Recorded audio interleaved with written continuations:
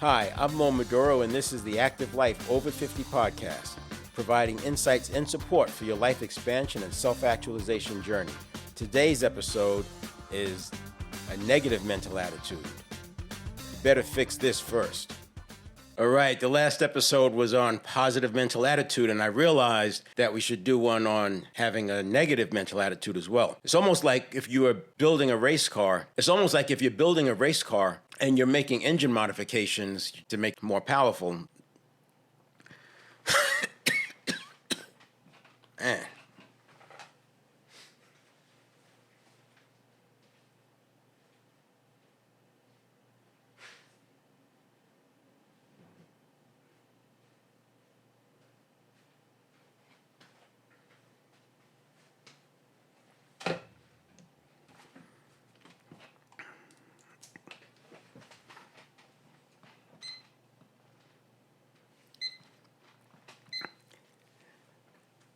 All right, so we have another episode today. This one is on negative mental attitude. The last one was on positive mental attitude, and I thought about it. You almost have to double down on talking about the negative mental attitude, because it's like if you were building a race car and all the modifications you wanted to make to that engine, but if you're losing compression, it doesn't make sense. You have to fix the compression first. You've got to fix the compression leakage. Otherwise, all those modifications you're making, it's just bypassing the piston rings. Or leaking through the valves. With the positive mental attitude and the negative mental attitude, and I think of this term entropy, that the system is always losing energy, so to speak.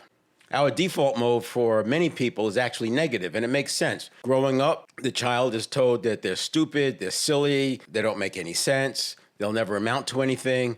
When I was on my way to having children, there was a book called The First 3 Years of Life, and at that time, it was all about the first 3 years, 0 to 3. Now we know that the child is in download learning mode through 7 years. That's even obviously more than twice as long. But even with the 0 to 3, and I didn't have children yet, but I was in tune to how parents talk to their children, and you hear them calling them, "You stupid, you're so stupid, you know, you're an idiot, you'll never amount to," and you hear these terms. These kids are 2 years old. All they're doing is exploring. Having had that context of the first 3 years of life, I saw it differently. Now, I didn't know about the first 7 years until more recently, because there is frustration. You are going to want to have those outbursts, and you can't always, well, I guess some people can, but I couldn't always have self-control. But what I landed on just by trial and error was this statement that I would say, "You're acting just like a 2-year-old. And it got the emotion out of me. I got a chance to say I wasn't happy, but I never attached it to them as a person. It's, you're acting just like a 3-year-old. You're acting just like a 4. I'll be glad when you're 5. And by the time they were 9 or 10, they would say, "Well, I am a 9-year-old. I'm supposed to be acting like that." And it was perfect, because they never had to own that, silly, stupid, idiot, never amount to none of that. Because they were basically just acting like a 2-year-old, 3-year-old, 4-year-old. That actually was a pretty powerful concept. I'm surprised that it's not taught. But the bottom line is, what we're talking about is a negative mental attitude. And if we don't do things on purpose to stop the leakage, it's going to be there. We're told by the advertisers how bad things are and how we're not enough. That just goes into our head. We have the voices in our heads. I don't know if you have noticed this, but sometimes when you do your self-talk, you're using words that were used on you by a teacher, a parent, or somebody well-meaning. They're well-meaning, they're trying to motivate you, but they're doing it by telling you how bad you are.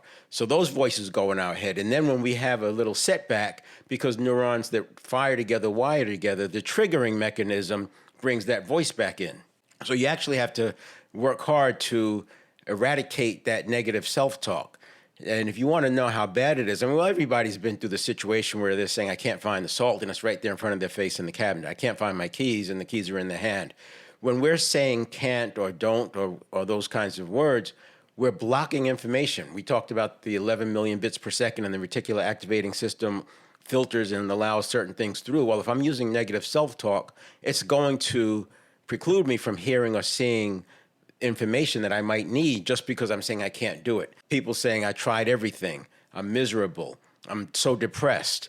There's a way that you can deal with that, and it starts as a process But the first thing is you've got to be aware of your language. And again, this is where meditation can help because you're putting that buffer in there, cutting down that chatter, and then you can be aware. I've worked with people to get rid of their ums and uhs.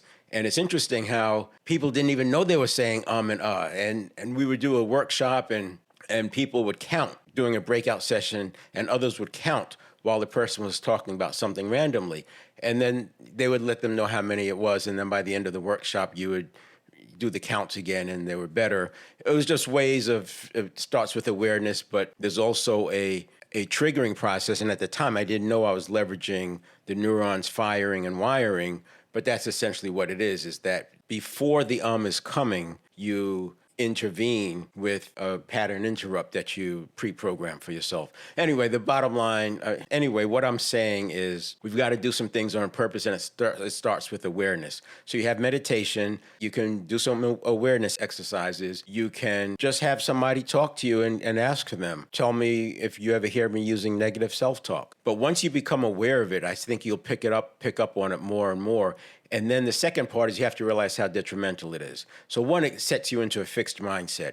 Two, it limits you from hearing and seeing information that you actually will need.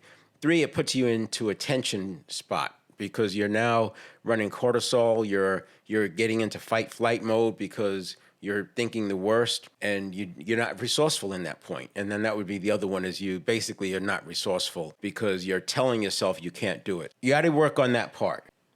The other thing that happens when you're using negative self-talk is you inevitably start making negative pictures. You make pictures of that you're less than okay. Or if you're thinking that something bad is going to happen, you're making pictures of that. I used to call it negative goal setting because you're making pictures of what you don't want.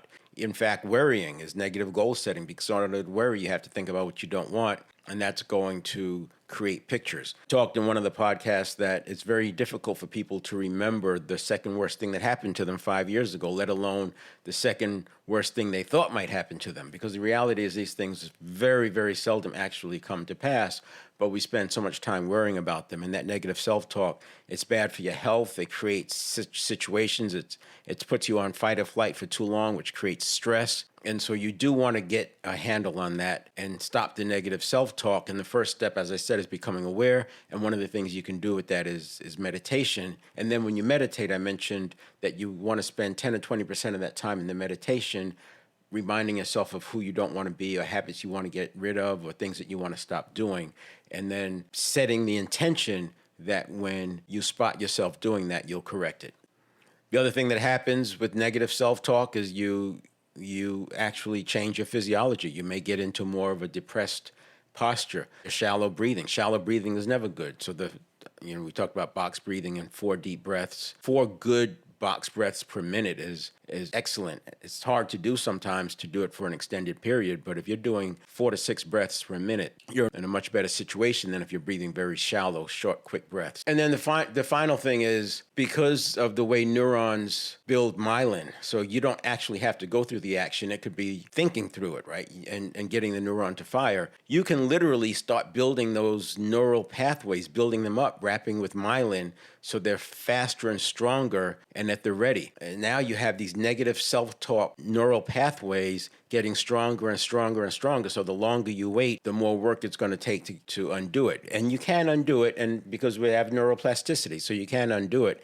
And so you don't have to accept these things. And why are we talking about it? Because if you're going on a life of expansion, you're going to be into some areas that are unfamiliar and the stakes are higher. And if you don't get a handle on how you do your self-talk, you're not going to want to cope with those higher stakes. The reality is you're going to become the person that you need to become so that those risks and concerns just float by you. They're not even a concern because you understand you have the resources if it should come to pass, but you also understand it probably won't. Not just positive mental attitude, also work on the negative. I was talking about the upper and the lower limit. As you start removing the negative self-talk, you may not necessarily see an improvement right away, but pay attention because what you will notice is your lows will not be so low. Your lows will be higher. So even if your top line doesn't move yet, you're building up the floor.